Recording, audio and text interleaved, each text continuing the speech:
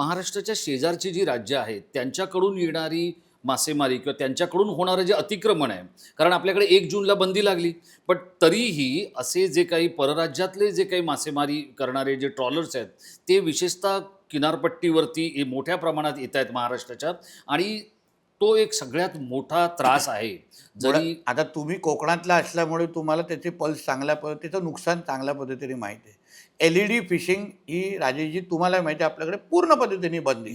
Plus बाहेरून येणारे जे मोठे ट्रॉलर असतात ते करोडोचे मोठे ट्रॉलर असतात, त्यांच्याकडे एवढी आधुनिक साधन समृद्धी असते की जेवढे खोल्या पाण्यातले पण जे काही छोटे मासे असतात ना ते पण LED लावून ते काढून घेऊन जातात.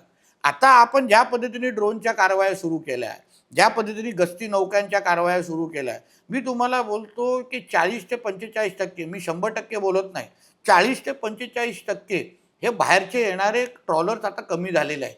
प्रामुख्याने करंजे आणि ह्या काही भागामध्ये आजही त्याचा त्रास आम्हाला दिसतो. म्हणून आम्ही आता ह्या परराज्यातल्या मासेमारी जे संघटित मासेमाऱ्यांची जी दादागिरी आहे, समुद्रातली दादागिरी, ती मोडून काढण्यामध्ये आपला जो बंदर विभाग आहे किंवा या संदर्भातली जी काही यंत्रणा आहे ती तितकीशी चोख आजपर्यंत नव्हत नाही. कादंग काय होतं, आता समोर उदाहरण तुम्हाला, समोरच्या लोकांकडे AK-47, आमच्या इकडे पिस्तूल.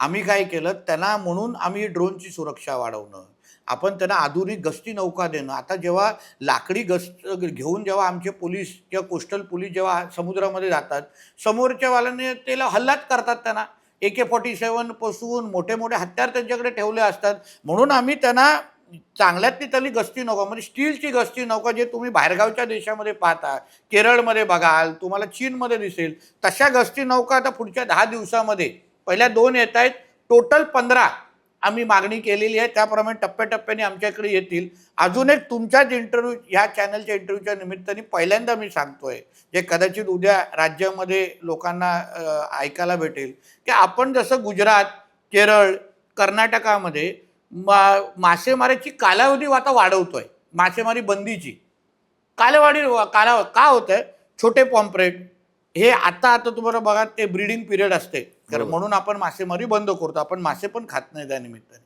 पण काय होतं, आपण ते 1 ऑगस्टपर्यंत सगळ्या गोष्टी परत मासेमारी चालू करत, पण ते ब्रीडिंग पिरियड संपलेला नसतो. आपण अजून 16 दिवसांनी वाढवण्याच्या प्रक्रियेमध्ये आहोत. थोड्या सगळ्यांची चर्चा करून, एकमत करून लवकरच त्याच्या GR आपण काढू. तो पण बंदी कालावधी एकदा वाढला 16 की 17 दिवसांनी, अजून मासेमारीवर थेट त्याचा परिणाम होणार आणि उत्पादन वाढेल.